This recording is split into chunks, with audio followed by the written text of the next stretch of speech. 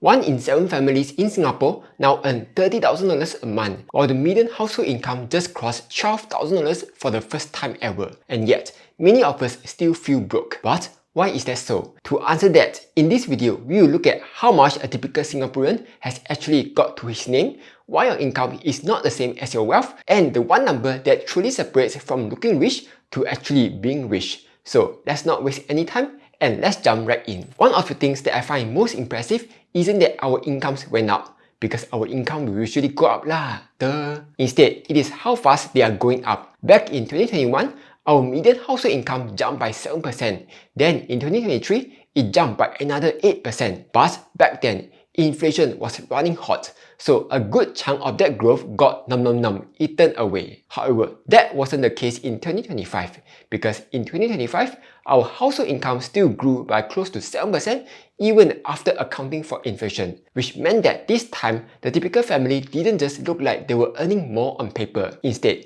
they genuinely were. Not only that, most of the households are now earning more too. Back in 2020, there were 38.2% of households that were pulling in $12,000 a month.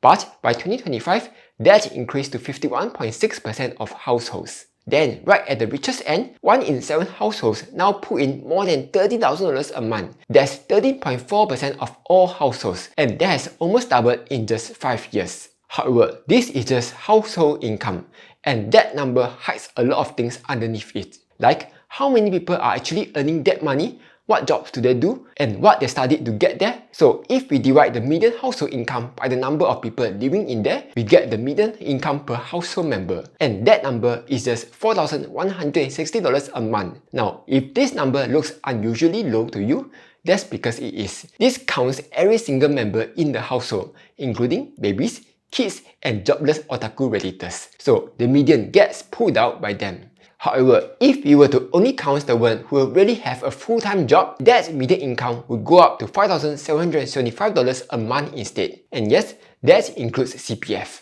Now, of course, that's just the median. In reality, your income would depend on your age, your profession, and even your education level. So, for example, a manager could start earning $6,700 in the late 20s and rocket past $12,000 by the late 40s. Meanwhile, a cleaner would earn close to $2,400 and the income would remain stuck at there for life, while even declining a little as they age. Same thing for educational level. A fresh degree graduate would easily start at about $4,500 or about 55% higher than what a fresh diploma graduate would earn. And by the time a degree holder turns 50, their earning power would be at their highest at $10,000. On the other hand, someone who stopped at secondary school would earn just around $3,000 a month over their entire life. And kids, this is also why you should always listen to your parents and study properly. While having a high income is good and all, it is only half the story.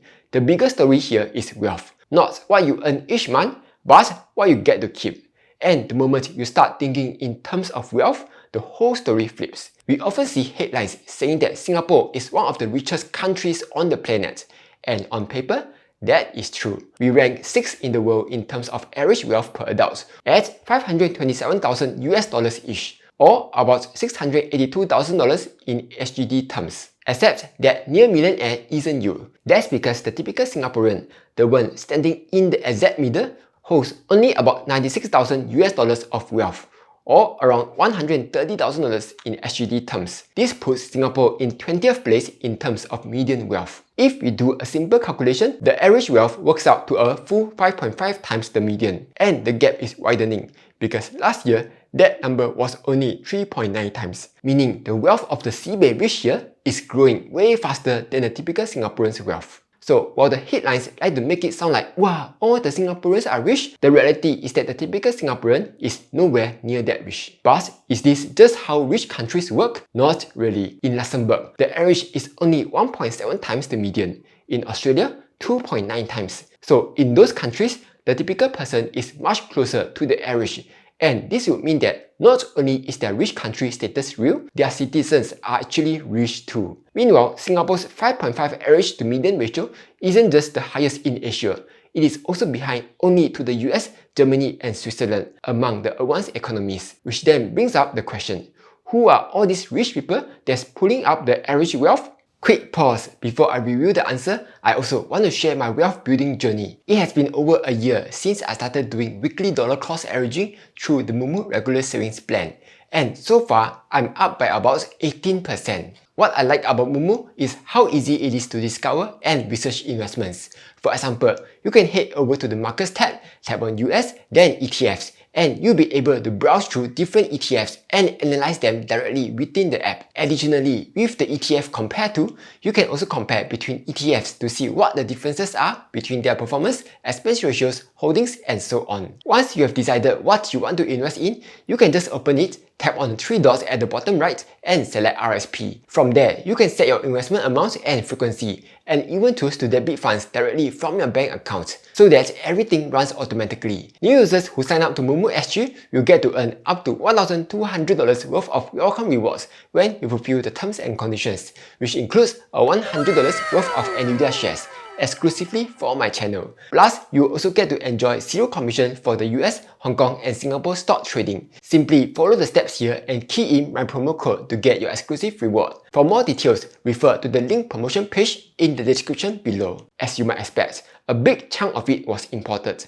Singapore has spent the last few years attracting some of the richest people on the planet. In 2023 alone, around 3,400 millionaires moved here, while single-family offices grew from around 400 in 2020 to roughly 2,000 by the end of 2024. Today, Singapore is home to around 331,000 US dollar millionaires, including 47 billionaires worth a combined 155 billion US dollars. We are talking about names like Sergey Brin, Mukesh Ambani, and even Ray Dalio, which of course made the wealth management arms of our Singapore banks very happy. However, while it's tempting to read all of that and be like, the rich are making us poor, the truth is that all of this wealth was imported from the outside, and the middle class didn't really collapse. On the contrary, over the past 5 years, income rose across every decile, and notice that the growth wasn't even. In percentage terms, the biggest jump happened right at the bottom, where the poorest 10% grew a cumulative 65% of their wealth, while the richest 10% only grew by 7%. Not only that, income inequality here has also just hit its lowest levels since records began in 2015, and that's before counting any government help. Once you factor in the transfers and taxes, the gap narrows even further. That said, all this money flooding in does come with a real cost to us, one that just doesn't show up in the income stats. One good example of that is property. When that much foreign wealth comes in, especially into a small country, it beats up both the rental prices and home prices. For example, in 2022, private rents jumped by close to 30%, the fastest since 2007, and it wasn't just rents. Private home prices climbed 8.6% that same year, and another 6.8% in 2023. Now, to be fair, part of that was due to COVID, where constructions got delayed, and everyone needed a home at the same time. However, all that money flooding in from overseas also added fuel to the fire. At its peak, nearly 1 in 6 homes sold in the prime districts went to a foreign buyer. This is why in 2023, the government decided to double the stamp duty for foreign buyers, from 30% to 60%, just to cool things down. However, expensive housing isn't even the main reason you feel behind, because that's just the cost you can see. Instead, the real reason is a lot more structural, and is about how your wealth is built in the first place. Check this out. In a typical household, about 44% of its wealth is tied up in real estate, another 18% in CPF, and 19% in cash and deposits, leaving just over 10% in equities or securities. In comparison, American households hold close to 70% of their wealth in financial assets and just 24% in real estate. That's the exact opposite of us. While we lock up our money in our house, their money actually gets to compound and grow over time in the markets. And to make matters worse, a lot of that Singaporean property is a leasehold HDB flat, which we don't get to own forever. Once that lease runs out, it goes back to the state and we are left with nothing. So then, what can we do about this? Other than, go online and complain about how unfair everything is? First up, it's worth knowing that even Singapore's top 10% of earners still pull around the same proportion of their income from employment as everyone else, while investment income takes up just 12.7% and rental another 4.8%. What this tells us is that even the people at the very top are still making a huge chunk of their income from the paycheck, just like everyone else. So if your goal is simply to earn more, all you gotta do is just do the usual.